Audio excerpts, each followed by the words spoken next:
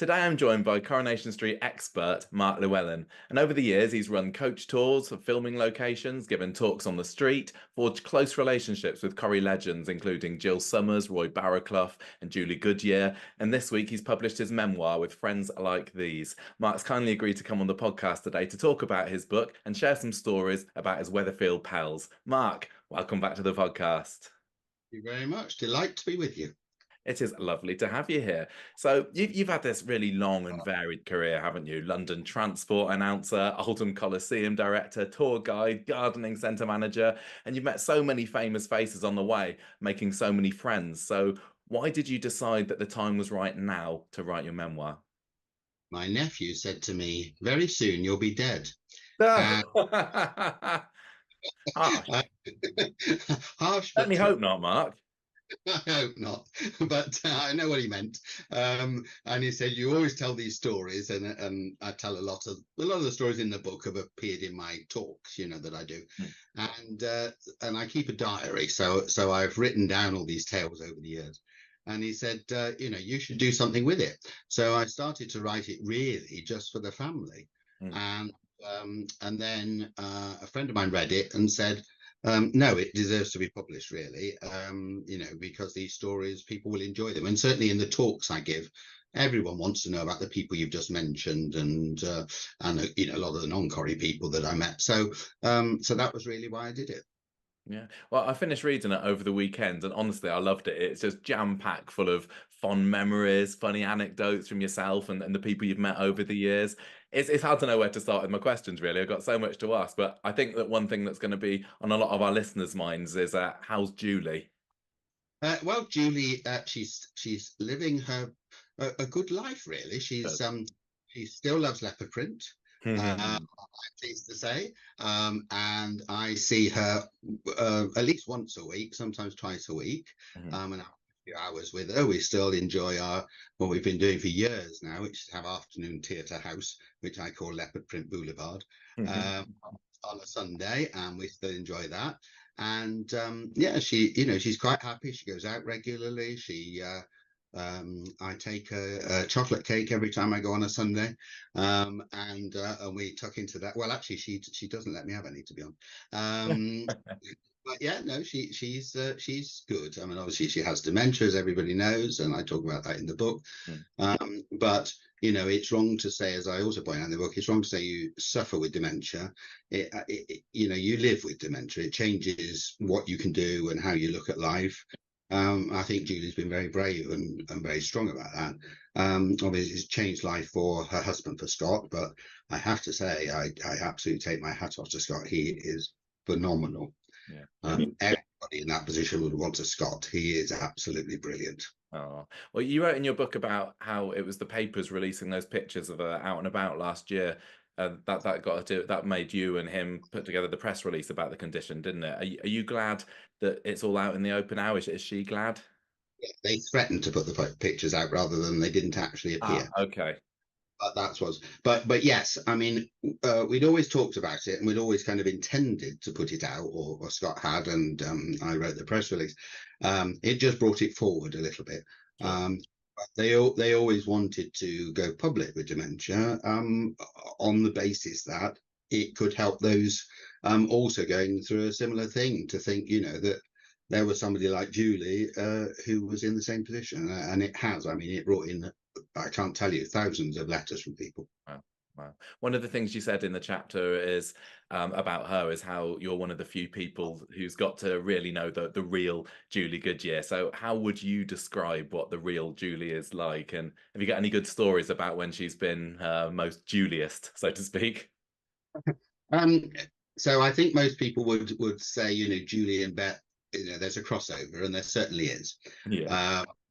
But what you perhaps see also in Bet over the years, when you look back at the stuff, is Bet was strong, she was brassy, she was a little bit frightening at times. But underneath there was a very soft heart and very vulnerable person. And I think Julie is very similar in that regard. So it's been nice to kind of share some of those moments, and to talk about life and things like that without that kind of armor, I suppose. A very vulnerable Julie, which I have. She is a lovely person. I think, over the years she's been a bit characterized by some of the press stuff. Whereas actually, she's lovely. She's the best friend you could ever have. So as I say in the book, my partner was Roy Barraclough, who played Alec, her husband. And although I knew Julie somewhat over the years, up until Roy's death, and we met at functions, and Roy and Julie obviously, had some social life together, it really got a much closer bond, because we were both bereaved about the loss of a person. And so that's when it started. So I've seen that, and she has been a rock for me, really, and I adore her. I don't want to give too much away from the book, but we've got to talk about some of the things in it. Have you what's kind of a favorite memory that you've got with Julie? Well, I suppose that it's mentioned briefly in the book, when she was made free. I never know what it is because it's free man, but I guess there's a different name now. Free person of Rochdale. She was that, and it was only a few months after Roy died, and she asked if I would be her plus one. So it was a great big ceremony. But Julie is just down to earth. So they were planning this sort of banquet and everything. She wanted fish and chips. And that's what we got. But of course, it was all provided in a banquet form, and it had been with the mayor in all the robes, and and all this. It was a great ceremony. It was done up with tiaras and God knows what.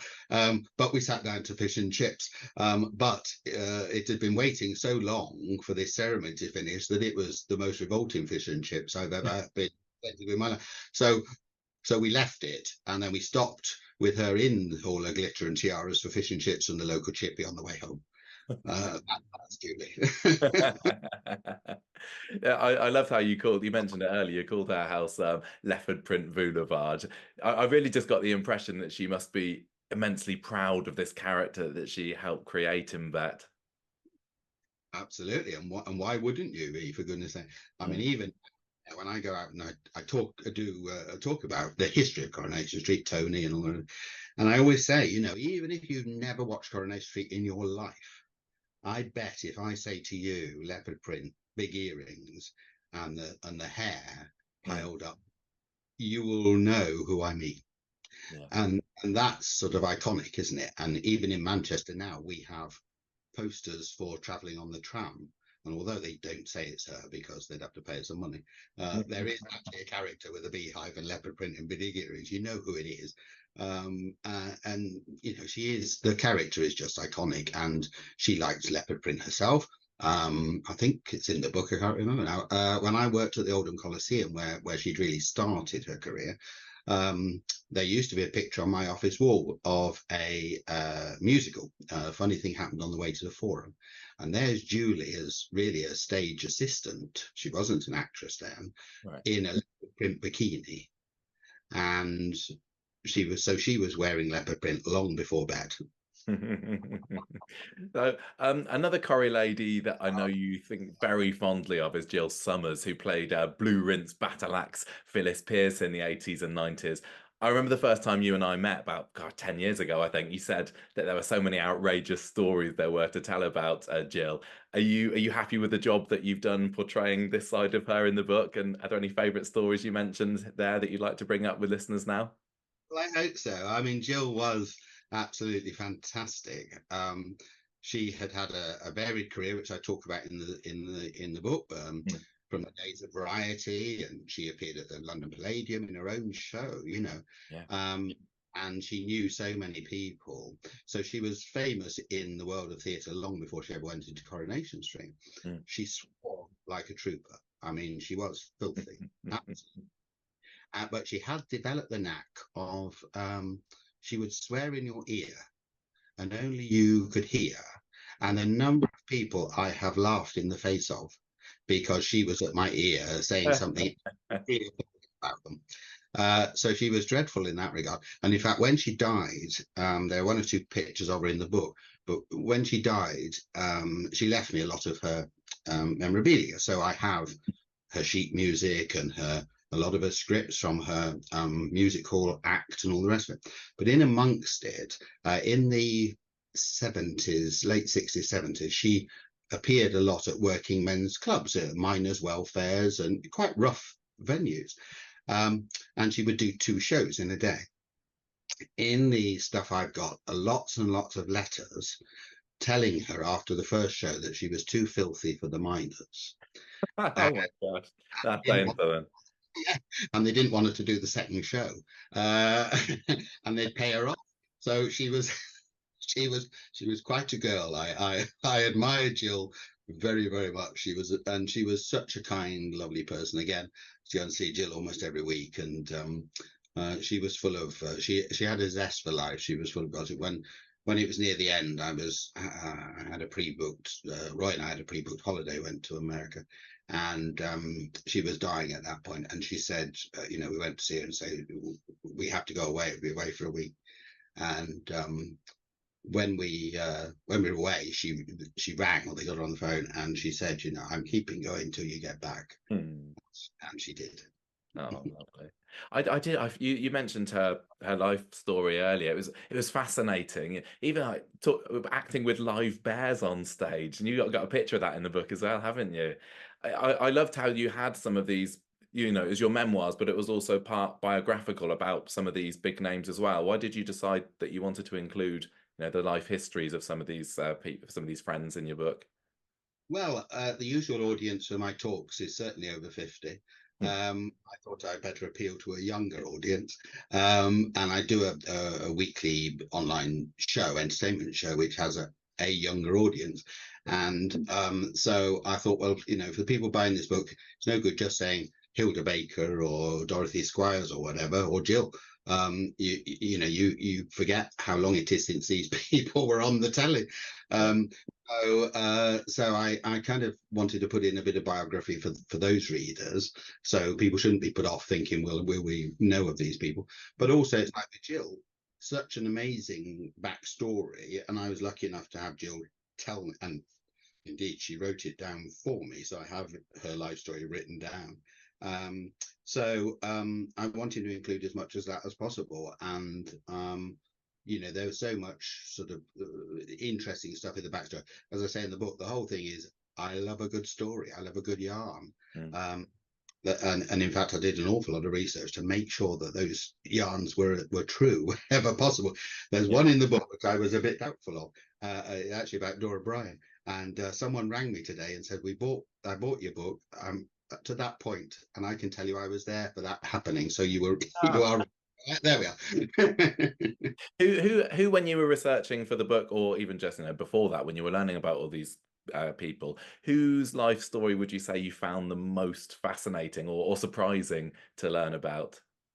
I suppose, most of the life stories that I tell, I've already told in some form. Sure. The one, I suppose, when Betty Driver died, I didn't know Betty hugely well. Obviously Roy did, but when she died, we went to a funeral, and they played a recording of her singing, and that was the first time I'd heard her sing. And it was it's beautiful. And I did a bit of research after that. In fact, I've got several of her CDs which are now, and when you discover what her singing career was, and who she worked with, and that she had her own shows, and she replaced Gracie Fields in the biggest show of the time. And you think, actually, often with people, particularly in the street or popular shows, we know them.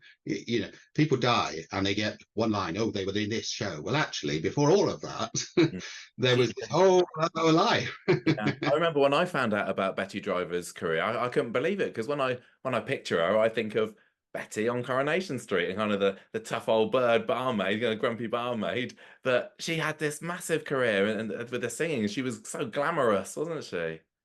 Absolutely, and the story of her sister, and it's a bit like the musical Gypsy, really, their life story. So that was kind of fascinating to learn. And then knowing Betty a bit, people always used to say and write in and say, it's about time they gave Betty a storyline. She hated having storylines. She didn't like storylines at all. She just wanted to do her little bit. I always remember. Do you remember they married her off to Billy Williams? Yeah. played by Frank, lovely Frank Mills, and they decided that that character they were going to write out. They didn't use him very much, and in fact they called Frank in and they said, we're not going to kill you off, we're just never going to see you again. So we're going to give the character a very distinctive car that will be parked on the street every now and again, so the viewers don't realise he's gone. Yeah. And Frank said, replacing me with a car. So they killed him off, and Betty went sick. So in actual fact, the scenes where Alec had sacked Betty yet again, and then the idea was her husband would die and that would cause Alec to have to take her back. But actually Betty didn't film any of those scenes. She went sick. I don't think she was really sick, you see. She just didn't like her story. So in actual fact, it had to be shot with Alec going round to the house, Betty not answering the door, and him having to say through the letterbox something like, "I'm sorry, your husband's died." Great story. Speaking of Betty, I thought it was funny when you were talking about Jill and Betty and the fact that Bill Waddington supposedly proposed to both of them, who of course played Percy Sugden. Well, Bill was a colourful character, and was he? Yes, he was.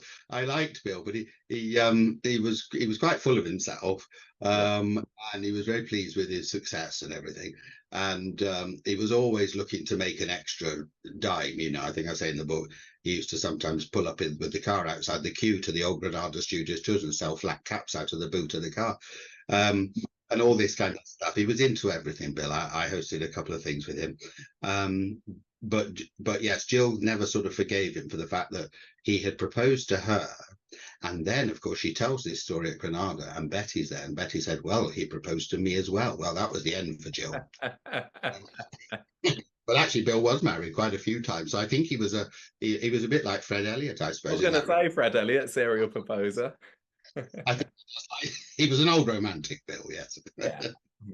Now, of course, the cast member who's a constant throughout your book is Roy Barraclough, Alec Gilroy, who you had this wonderful relationship with for over 25 years. Tell me about the importance of Roy in your life. Well, Roy changed my life completely.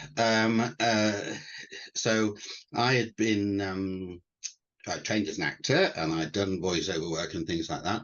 And I was doing pantomime or just done pantomime when we met. And he left Coronation Street the first time when Alec went to Brighton, and so he was doing a musical of Sherlock Holmes, and that's when we met. And I tell the story in the book of how we met, and so yes, we were together for just over 25 years when he died in 2017, and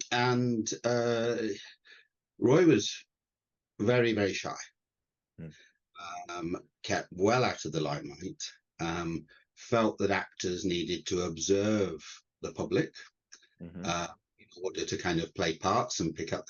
And so he didn't like being recognized in that regard. I mean, he was lovely with people if they did recognize him, but but he didn't like all that.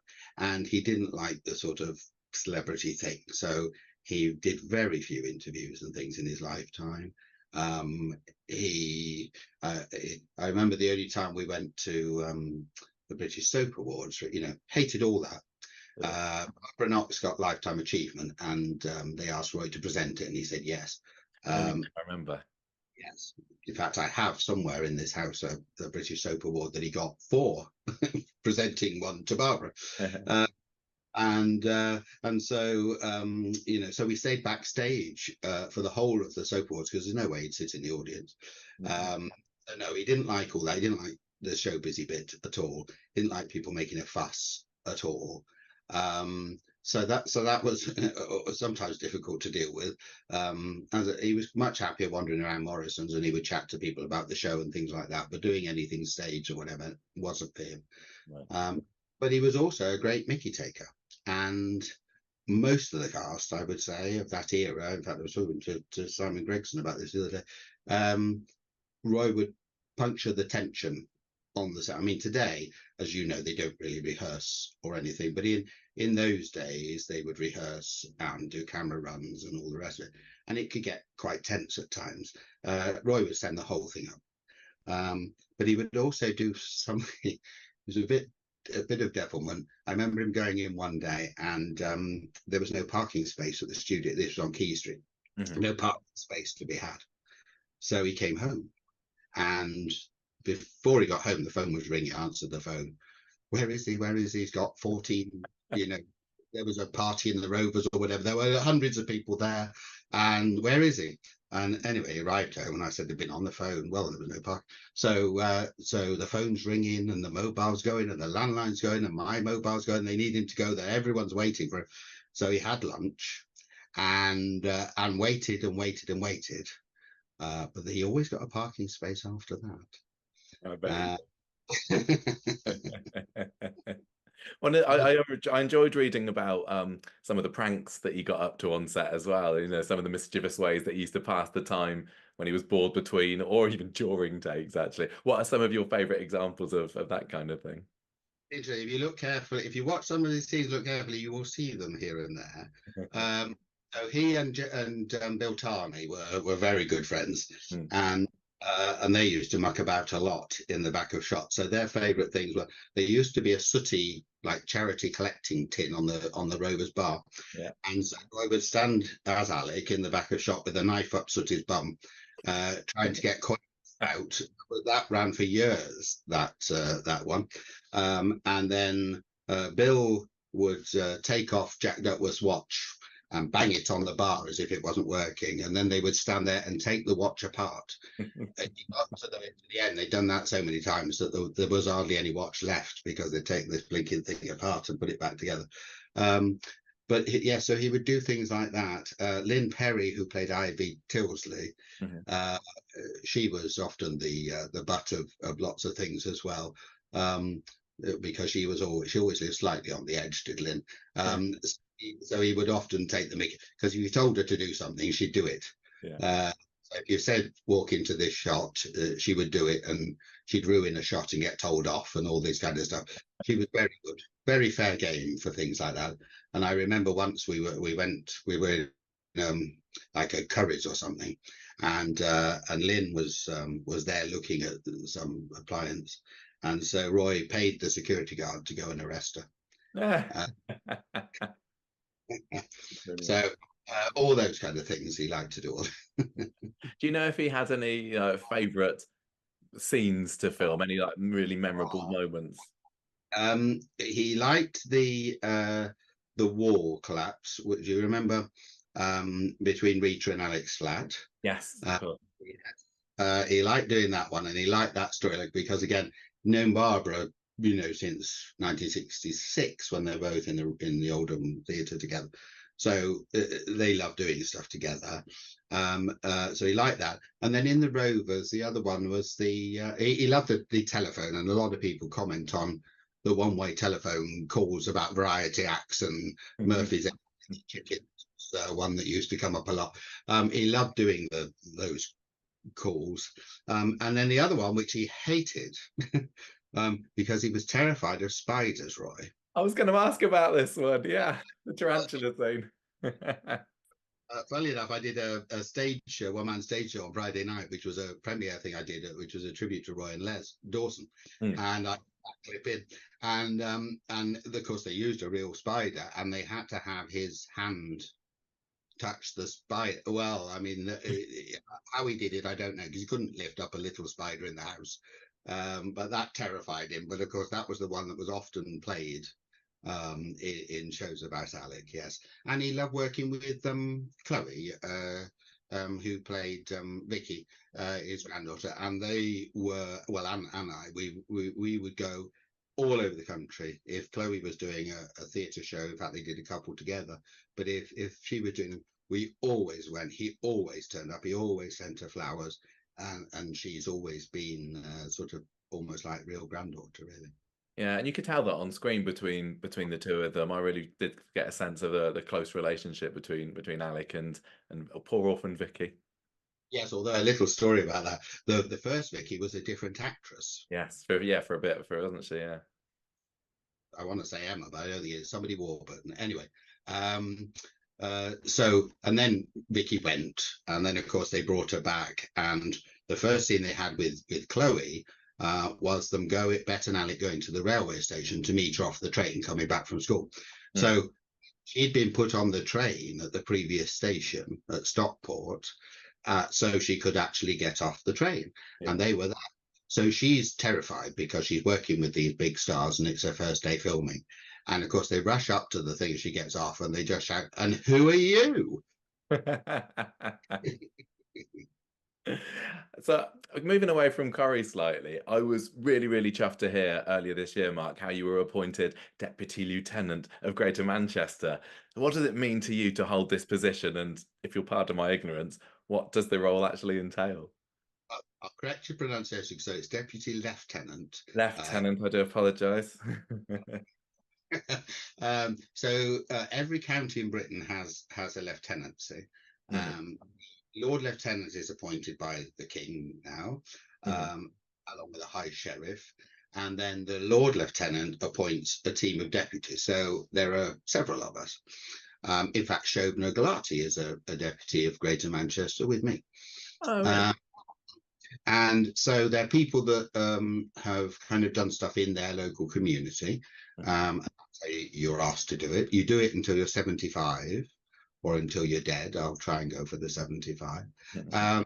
And it's a voluntary post. In fact, the lieutenancy doesn't cost the taxpayer anything. You'll be very pleased to know. We pay for it ourselves. And you do things like you do citizenship ceremonies, Mhm. uh, visit charities and community groups to help them be nominated for the King's Award, as it is now, for voluntary service, or businesses for business awards. You can nominate people, and you kind of publicize the honour system that anyone can nominate anyone except themselves. So you do that. You attend community events. We organise visits by the royal family to the area that we represent. And we work with community groups, and basically we attend. If the Lord Lieutenant can't attend something, we go in her, as it is in my case, her stead. So it means going out and basically meeting.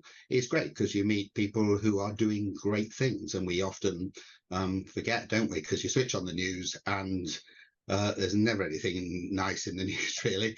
And so you're out and about in the community, meeting great people doing great things. Oh, that sounds perfect for you. Knowing you, that's right up your street. It's great to hear how busy you keep up with it as well. Absolutely. No, I'm enjoying it very much. Back to Corrie then. Tony Warren. So Mm, Coronation Street's creator. He's mm. one of the biggest names to mention when you're talking about Coronation Street. As someone who got to know him on a personal level, how would you describe what he was like? So he was like Roy. I mean, he was quite quiet at times, so much so that you used to sometimes think, oh, he's not very pleased. He was all right. Once you got him going, however, then it opened the floodgates and out came the performer. Yeah. And of course, full of wonderful, wonderful stories. And he'd known, so obviously Roy knew him through Coronation Street, but he also wrote another TV series called The War of Darky Pilbeam, which starred Roy and Trevor Bannister, who would go on to do Are You Being Served? Julie made an appearance as well, and that was about a black marketeer in Manchester. So Roy had known him for many, many years. But yes, Tony, as I say in the book, Tony, we would meet sometimes when I was asked to be the Corrie expert on documentaries and things. And he was there, and he would say, I'm fed up. I don't want to talk about the show, but you kind of understand, Yeah. after he told all the stories. But of course, for me, and I think for lots of people, to kind of meet the person who was there for the casting of Elsie Tanner and and Doris. I mean, I did meet Doris briefly once, Doris Speed, but his part in putting the show together, but then in working with those fabulous people was brilliant. And so to get him talking about them, I mean, I can't repeat a lot of what he said; it was slanderous.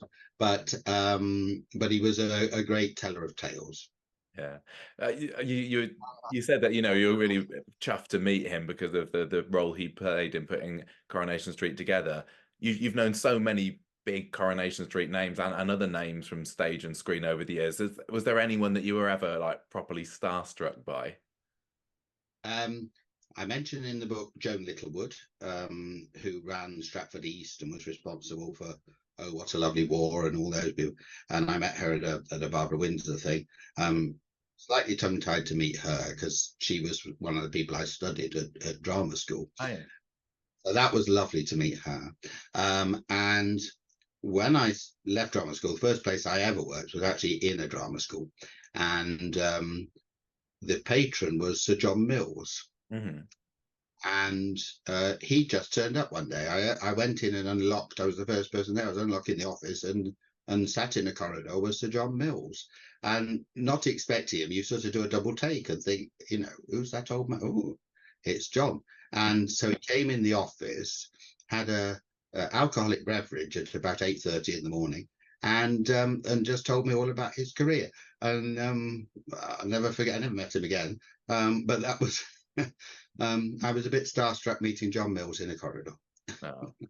So something that struck me reading the book is just how many of these cast members and other famous people over the year, you've not just meeting them, you've organised events with them, you've interviewed them, you've introduced them at special events, and even had some of them show up on tours that you've arranged for fans as well. Tell me a bit about the tours side of things that you've been involved in over the years. So I still do the big tour for, well, two actually a year for Canadian fans. Mm-hmm. In September normally, and I've done those on and off. I've had the odd break here and there for about 25 years. I know. I mean, they're lovely. The Canadian fans are absolutely fantastic. I have done other stuff. I must mention Finnish fans and Irish fans and Australian fans and New Zealanders. I've done stuff with all of those people. But I have the Canadian fans over for normally a week to 10 days each September. Mm-hmm. And that's the biggest tour. So sitting just over here on my desk is the itinerary for this year's tour. Right. I do all the itinerary, work out where we're going to go, and also who we're going to meet. And in terms of meeting people, they get to go to the studios for a start, and to look around all the sets and that kind of thing, which is lovely. Mm-hmm. And it always, because you can get a bit blasé once you've been to the studio. I've been to the studios a lot. Yeah. But seeing it through their eyes is a good shot in the arm. It's a good tonic to realise how much the show means to people. Yeah, what are some of the most memorable reactions that you've seen from fans getting to visit the cobbles or meet one of their on-screen heroes? Well, I mean, in terms of fans, I've had a proposal on Maxine's bench. During one, I've had them throwing themselves on the floor where Tina McIntyre died, of course. Yeah. I staged a Corrie wedding, but not at the studios, at the registry of it. Mm-hmm. And then one year, I think it was the 50th anniversary, they all fell to their knees and kissed the cobbles. Ah. So, but of course, I always say to them, you might turn a corner and there's somebody off the show. And you've got to remember, it's an actor. If you hate the character, please don't attack them. Just remember what a brilliant actor they must be, that you feel like that about their character. And as you'll know, a lot of people who play the villains are some of the nicest people you could possibly. Todd and people are the nicest people on the show. So sometimes I'm a bit wary about the reactions. Last year we had, because at the dinners that we do, we have usually a cast member. Sometimes it's somebody on the production team, but usually a cast member. And they make a surprise appearance, so I know who's going to be coming. Sometimes I'll drop a clue during the day. And last year, I often say, "Who to meet?" And this lady said, "I am in love with Mikey North," and he was the guest that night. And so I met Mikey in the hotel reception. I said, "Look, this woman is in love with you." So he made a big fuss, which was absolutely fantastic. So when you're able to do that and make someone's dream come true in that way, that's great. I love it. Yeah. Mikey North is so lovely, isn't he? He's the nicest guy. Oh, he's actually one of my favorites, I think. Yes. So, what was it when you started running the tours and doing the research for places that you could take Corrie fans on the trips of Manchester to? Was it then that you started to really increase your knowledge about the history of Coronation Street, or was it something you've always been a bit of a buff about? No, I hadn't at all. I mean, I'd watched it, and obviously, and Roy was in it at that time. Mm. So I used to, I the scripts. I played all the parts for him, so I knew what was happening. I knew what was coming. um, but no, what happened was the tours were happening, and I got a call. I think from it might have been from Darren Little. I can't remember. To say they wanted to bring the fans to the Coliseum Theatre. Mm. I do a tour of the theatre, which I did, and then the following year, I got a call to say the guide who normally did it wasn't well, and was there any chance that I would do the whole 10 days? Wow. And I said yes. And then I had to sit down and try and learn as much as I possibly could. So I winged it a little bit. But over the years, and there was no, you didn't have anything on your phone in those days. You couldn't look anything up. But over the years, that knowledge has increased because of doing more and more stuff, of course. Yeah. What have been some of your favourite stories and characters in Coronation Street over the years? Really difficult, that question, I because know. I can't disassociate the actor from the character, and I tend to think of them as the actor first. So I would have to go with the people I knew the best, I suppose, the people I like the best. So that's a difficult one. I mean, in terms of stories, I think I say in the book, the first thing I remember is the lorry crashing in the front of the Rovers. Obviously, the things you most remember are the big stunts, aren't they? Richard Hillman and Gale, appropriate this week, I suppose. Going into the canal, which I think you and I have been to the canal, Have, yeah. uh, which is not far down the road from me. In fact, we had. With the other hat on, Princess Anne visited at that spot only a few weeks ago. So it's those sort of ones, I suppose. I mean, for Bet and Alec, although it was a slightly odd story, when Bet got pregnant and lost their Mm. child, Yeah. thought both of them were kind of slightly horrified at that story, but they did it beautifully. They did. And I think, sometimes it's that, sometimes it's spin-offs. But I certainly like the stuff with Rita and Alec and the wall and all that. And that would have led, I think, to Rita and Alec marrying. Yeah, Uh, yeah. that was the plan. It's the Uh, plan until he decided not to stay. yes. Well, he'd already kind of decided he wasn't staying, but they'd forgotten to ask him whether that was what actually happened. They'd forgotten to ask him whether he was renewing his contract in September, and they'd already gone ahead with the storyline. So when they sort of said, right, now we're doing this, he said, well, I'm not signing. I've decided to go. And it caught them by surprise. And that's why Alec left very hurriedly, handing the keys to Natalie. And it was all in a big hurry because they'd forgotten to sign him. I did love that relationship, and I remember I think it was not long after Roy died that there was a scene in Rita's flat, and we saw a picture of Alec on the sideboard. They've been very kind, I have to say. Alec's picture is Beth and Alec are on the board just inside the door of the Rovers as well. Yeah. And yes, and I'm often allowed to do. The other week, my mum wanted to visit the studios. Now she's watched it all her life. She came to Key Street. She obviously knew Roy, knew he was a real person. They had a fantastic relationship. She wanted to come and go. So they arranged for my mum to go around the studios recently and watch some filming and all the rest of it. And my mum walked into the shell of the terraces Mm. and said, what happened to the people that used to live here before you started filming? It's made up. But she couldn't believe it. So they then took her in the florist shop, and if you go through a door, you're in the court, and then you go into, so as you know, and then into the hospital, and then she kind of said, "Oh, I see what you mean." Then we went to the precinct, and she said, "Where are all the people?" Well, I hope you haven't spoilt it for her and ruined the illusion.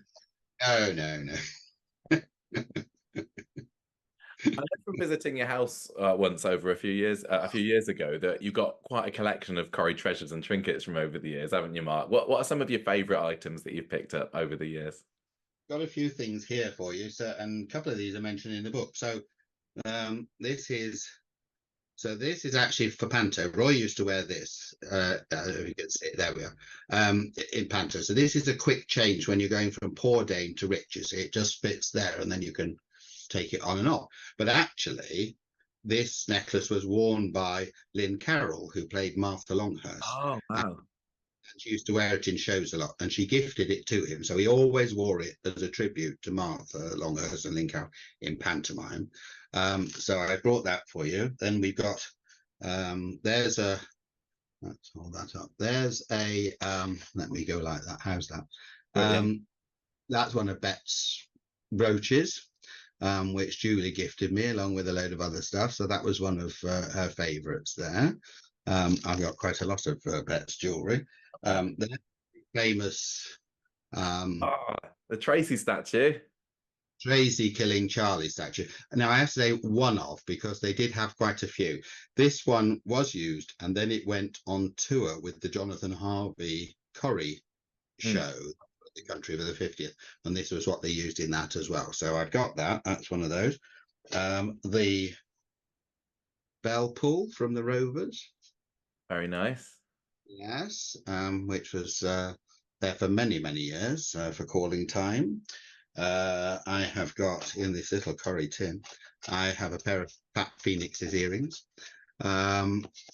which again, let's try and there we go. Yeah, they're not real diamond. And Roy would wear those in Panto as well. I have got that's Jill Summers, some of Jill Summers' sheet music there. From her act that she would take with her. That is again mentioned in the book. This is the 1967 dossier, which was how they were going to modernize the show. And there's all the storylines in here. They get a bit complicated because there's a whole storyline for two characters that are dead. And then they crossed it out and put these are dead. So I'd like to read that one day, Mark. And there's all the plans for how they're going to develop the set and all the rest of it. That was put together by Richard Everett, producer. There's Roy's name of his dressing room. And here. Wow. Is that a Hilda duck?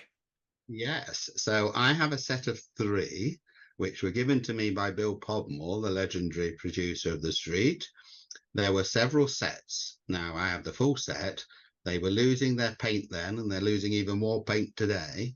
And they couldn't use them for that reason.